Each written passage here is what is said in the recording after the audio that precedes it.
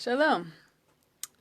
I'm Sheba Chaya. I'm going to share just a couple of thoughts, just a few moments before Shabbat here. I'm back in Sfat, happily back home. And on Parshat Bo this week we have the rest of the plagues, of the 10 plagues, and the beginning of the Bnei Israel really leaving Egypt, leaving Mitzrayim.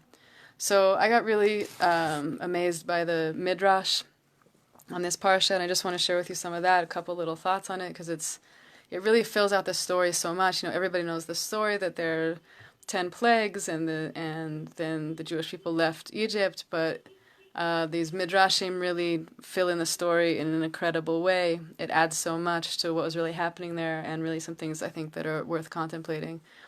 So as the final plague from the darkness into the plague of the firstborn, it says in this midrash that Paro really comes to a point where he begs Moshe to leave Egypt, and he's saying to himself, you know, Moshe didn't lie up until now. All of the plagues that he said would come, they did come. And so I better go and talk to him, because he was starting to really get nervous. Why? Partially because he was a firstborn, and as the plague of the firstborn came into the scene, he was afraid that he wouldn't make it. So he went in the night to find Moshe, and when he got to the area where the Jews lived in Goshen, he asked, "Where is Moshe's house?" And people kept pointing him here and there. He couldn't find him. He was looking for him for a while, and then he finally found him, knocked on his door. And remember, on the other side of the story, you know, the Jewish people were told this night to not go out of their houses, to do the sacrifice and put the blood on the doorpost, and not go outside the door. And Paro comes to the door of Moshe and knocks on his door and says, "Moshe."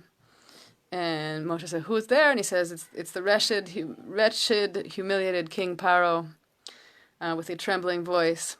And Moshe said, "What? Why? You know, kings don't knock on doors in the middle of the night. What's going on?" And he said, "Please come outside. I need to speak with you." And Moshe and Aaron, like all the Jews, they were eating their Korban Pesach. They couldn't go outside. And he said, "I can't come outside. Hashem said we're not allowed to go out until the morning." And he said, "So just listen through the window." So Moshe leaned his head out the window, and Paro fell down before him and said, "I beg you, please leave immediately. Leave the country immediately and take everyone with you." And Moshe said, "Hashem told us to stay in our houses until the morning. We can't leave right now. You know, and what are we? You know, like thieves sneaking away in the middle of the night?" And Paro says to him, "Just please leave right away. I'll give you as many of my animals and servants as you wish."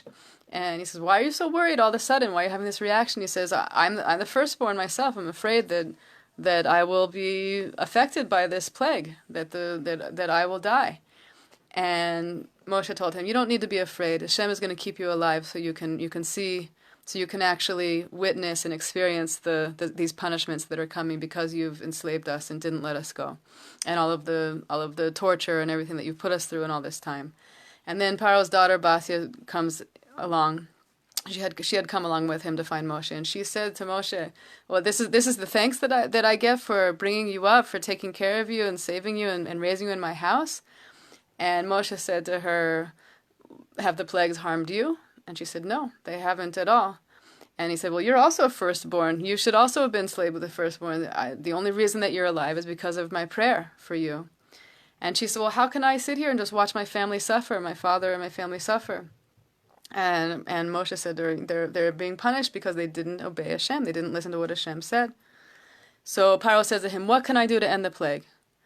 And Moshe says, "Very simple. Just call out as loudly as you can that Bnei Israel are free." So Paro raised his voice and announced with this loud, ringing voice, "Listen to me, Jewish people. You are free to leave. Until now, you were Paro's servants. From now on, you are Hashem's." And then a miracle happened. That voice echoed and was magnified, so that message of freedom it resounded throughout all of Egypt. And even that wasn't enough for Paro. Then he went around from house to house and said to every Jew, "Goodbye, leave in peace." Okay, so this is really filling in the story from my perspective. And then there's another little point that I want to make here. It's really close to Shabbos, so I don't have time to get into it too much. But part of what the Bnei Israel, the Jewish people, were told before they left Egypt was that they should leave with great wealth. They should leave with the wealth of the land of Egypt. And it's a situation there where they were suffering for so long and wanting to get out and not being, so difficult being in a slave situation, that the moment of hearing that they would free, that they could just run to freedom. Why would they think of taking anything? They would just be so happy to be free. And this is discussed also in the Midrash. And it says there that really it says there's a little parable that kind of explains the situation. It says a man spent many years under terrible conditions in a Siberian labor camp, and finally he was told, tomorrow you'll be free, and you'll also receive a big fortune upon leaving. And the man said, do you think I want money? Just let me experience the moment when I'll actually be liberated from this place, and we'll make haste and leave happily without anything. So Hashem was concerned that Bnei Israel, being given their freedom, would hurry and just flee and run without taking any of the wealth of Egypt. But part of what needed to happen was really that they would take the wealth of Egypt. And at first the Egyptians denied that they had anything, but really during the plague of darkness, the Jews had gone. They were told to go through all of the houses of the Egyptians, and they knew exactly where all of their gold and silver and jewelry were in their houses. And so when the Jewish people said this to them, not only did the Egyptians give them what they asked for, they gave them 2 of everything, saying, take double the amount, just go. And so the Bnei Israel, the Jewish people, they emptied Egypt of its wealth. And really they were lawfully entitled to all the money they received because of the property they left behind in Goshen, which was given to them. It was worth, for 110 years, for 210 years. And for all of for also the 210 years of unpaid slave labor. So this was a punishment that the Egyptians were forced to give away their fortune to Israel. So I was just, contemplating this for a little moment, and I wanted to share that thought with you, that really, there's something so much more for us than we can even imagine.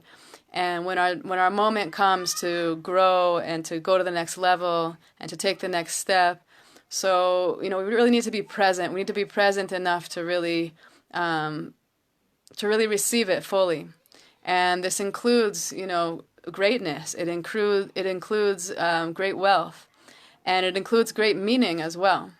So while the Jewish people were busy with this of collecting all of the treasures of Egypt, Moshe Rabbeinu, Moses, was busy with something else. He had promised Yosef HaTzadik that he would, when they left Egypt, that he would take his bones with him.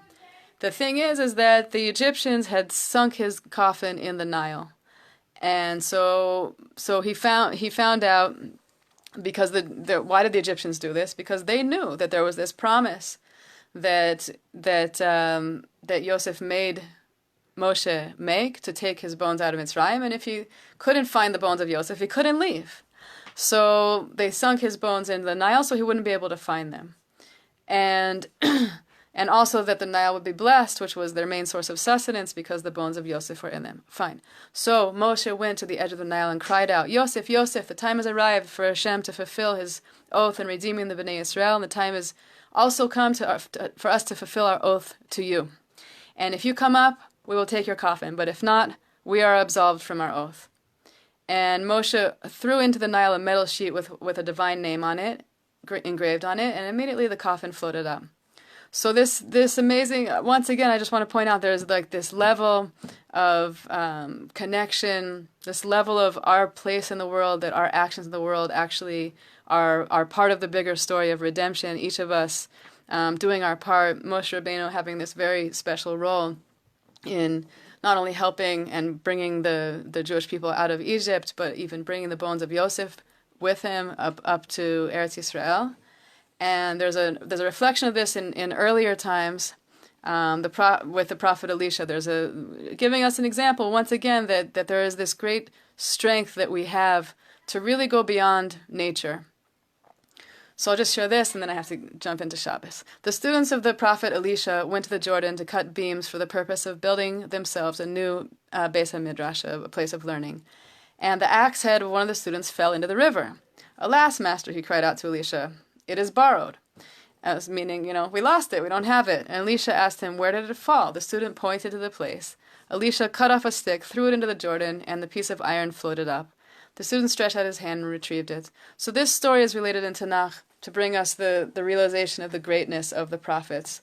Elisha was able to reverse the laws of the physics of the physical world, and at his decree, just these words, the power of the words, once again, are literally changing physical reality. So we should really awaken to this and have a beautiful Shabbos. I'm blessing us all to really step into our full redemption personally and collectively together. Good Shabbos.